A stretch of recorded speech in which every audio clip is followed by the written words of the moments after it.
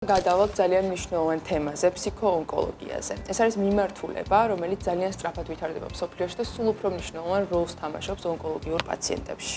საქართველოშიც არსებობს ეს მიმართულება და ის არა მხოლოდ პაციენტის, არამედ მისი ოჯახის ხარჯაჭერაზე ზრუნავს. როგორ არის ორგანიზებული ეს პროცესი? რა პრობლემები აქვს პაციენტებს ფსიქოლოგიური მხარდაჭერის თვალსაზრისით და რატომ არის ეს ამდენად მნიშვნელოვანი? ჩვენი სტუმარია საქართველოს ფსიქოონკოლოგიის საზოგადოების თავმჯდომარე, ფსიქიატრი, ფსიქოთერაპევტი თამა კახნიაშვილი, რომელსაც 100 პაციენტებთან მუშაობის 15 წლიანი გამოცდილება აქვს უკვე დაგროვებული. ხალბატონ თან, მოგესალმებით, დიდი მადლობა რომ გესტუმრეთ.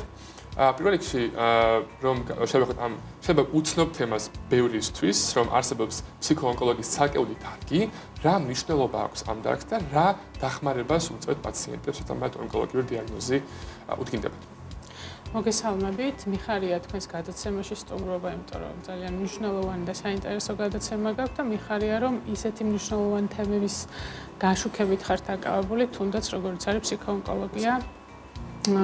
ონკოლოგიური პაციენტის ფიზიკურ ჯანმრთელობაზე ზრუნვა არ არის მხოლოდ საკმარისი დღესდღეობით, იმიტომ რომ ვიცით რომ საკმაოდ განვითარებული არის მკურნალობის ტექნოლოგიები, სხვადასხვა ახალი მედიკამენტების გამოგონება ხდება და უნიშნელოვანესი გახდა პაციენტის სიცხლის ხარისხზე ზრუნვა. და სწორედ ამას ემსახურება ფსიქოონკოლოგიის მიმართულება, რომ გამაუმჯობესოთ ონკოლოგიური პაციენტების ყოველდღიურობა, ჩართულობა, აქტივობა საზოგადოებაში, ასე ვთქვათ, დაბრუნება ისევ იმ სოციუმში, სადაც ჩვეულებრივად ცხოვრობდა, მოღვაწეობდა, ფუნქციონირებდა დაავადების დაწყებამდე და ჩვენ ვიყოთ მაქსიმალურად მხარდამჭერები, ხიდი, კავშირი, თუნდაც პაციენტსა და ოჯახის წევრებს შორის, სამსახურს შორის და შესაძლოა სულ ახალ-ახალი აღმოჩენების წინაშეც დავდგეთ, იმიტომ რომ ხშირ შემთხვევაში გქონია მომენტები, როდესაც ონკოლოგიურ პაციენტს თავისთვის ახალი რაღაც საქმე აღმოუჩენია და ამ საქმეს წარმატებით ემსახურება მერე უკვე. იცით რა უნდა გითხოთ, როგორ ხდება ჩართვა თქვენი პროცესში, ანუ რაღაცა დიაგნოზის დასმიდან, იმ წამიდან ვერტვებით პირობითად თქვენი პროფილით, თუ აი უბრალოდ ჯერ რაღაცა ტიპის მკურნალობის კურსს გადის პაციენტი და მერე უკვე თქვენ თქვათ ფსიქოლოგიურ დახმარებაზე გადადიხართ, აი როგორი არის პროცესი ჩართულობის? პროცესი სასრუელია იყოს დიაგნოზის დადგენის მომენტიდან ჩართულობა ონკოფსიქოლოგის, თუმცა საქართველოში ამის ფუფუნება ჯერ არ გვაქვს, იმიტომ რომ სპეციალისტები საკმაოდ ცოტანი ვართ. ჩვენ შემთხვევაში ჩვენი კლინიკის ბაზაზე ხდება ისე, რომ თვითონ ექიმი ონკოლოგი განსაზღვრავს, რომელ კონკრეტულ პაციენტთან არის ყველაზე მნიშვნელოვანი ფსიქოლოგის თუ ფსიქიატრის ჩართულობა და დახმარება. რაც უნდა გითხრათ, ძალიან მნიშვნელოვანი თემა არის ეს ონკოლოგიური დაავადებას ახლავს თან ყოველთვის შიში, შფოთვა, პერიულობა, რაც არის ძალიან ბუნებრივი.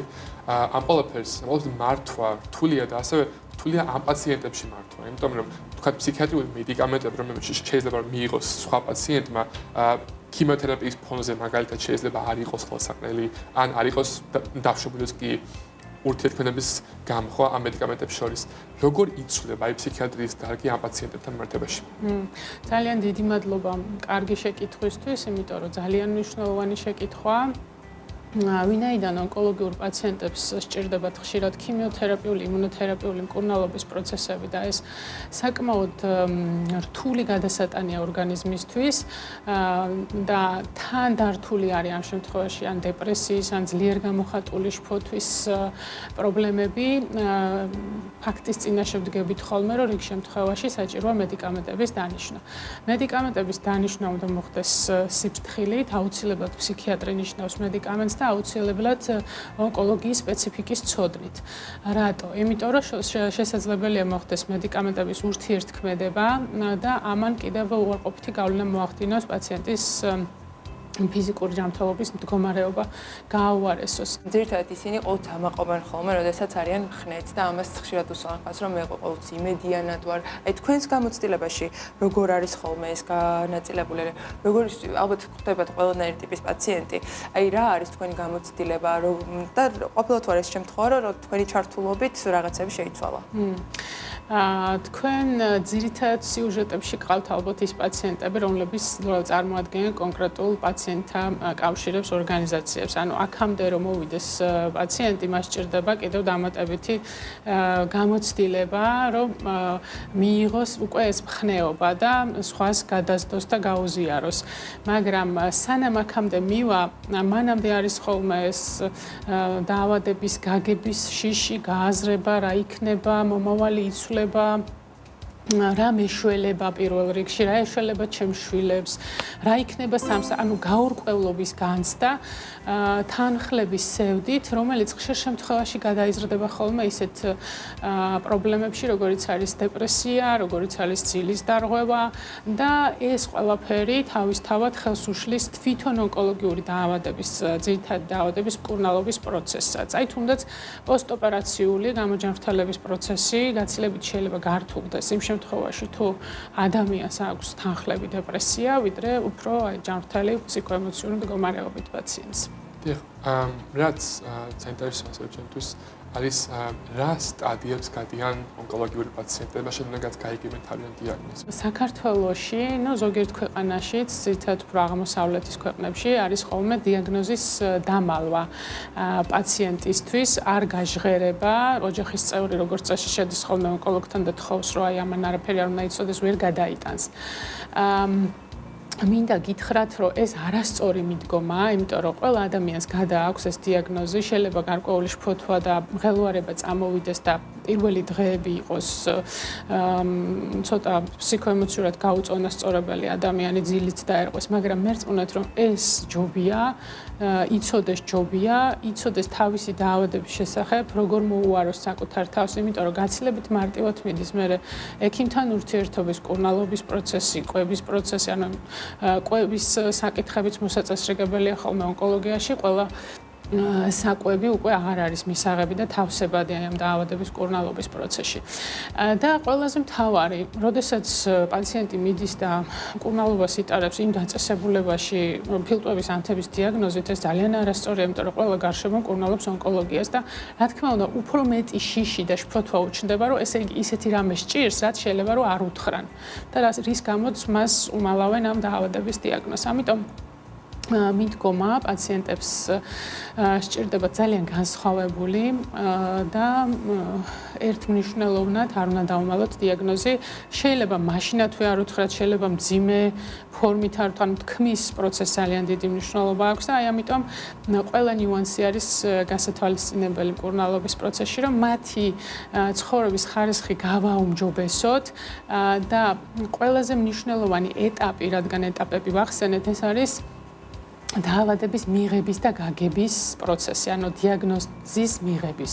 არა მარტო პაციენტისთვის, არამედ ოჯახის წევრებისთვის, ხო? ოჯახის წევრებს ჭირდებათ ხოლმე დახმარება. კი, ჭირდებათ და სასურველია თუ ოჯახის წევრებთან ერთად შეიძლება განსაკუთრებით თუ ეს არის მეუღლე ან შვილები, ხშირად მაქვს პრაქტიკაში, რომ შვილს უმალავენ დიაგნოზს და არეუბნებიან, იმიტომ რომ ეცოდებათ მფარველობენ ამით შვილს, მაგრამ ისევ იგივე პრობლემას ვაწყდებით, რომ შვილმა შეიძლება უფრო უარესი იფიქროს გაცილებით, ვიდრე სინამდვილეში არის ეს დიაგნოზი და ამიტომ ურთიერთობას და საუბარს ძალიან დიდი მნიშვნელობა აქვს. ოჯახი ვახსენეთ და მნიშვნელოვანია ასე რომ ვისაუბროთ მომლელის ფსიქოლოგიურ მდგომარეობაზე, იმიტომ რომ ყოველთვის თქმა უნდა თავი ყურადღება გვაქვს პაციენტზე, მაგრამ ოჯახის წევრები და მომლელები რჩებიან ამ ყურადღების გარეშე. თქო, მძიმე როლი აქვს მათ ასევე. თქვენ თუ ხართ ჩართული ასე მათ გამხნევებაში და მათ ფსიქოლოგიური მდგომარეობის გაუმჯობესებაში და რა არის საჭირო ამისთვის? მოდი ასე ვთქვათ, მომლელზე ვსაუბრობთ უკვე იმ შემთხვევაში, თუ ეს არის დაავადების შორს წასული შემთხვევა, რაღაცა მძიმე ვითარება.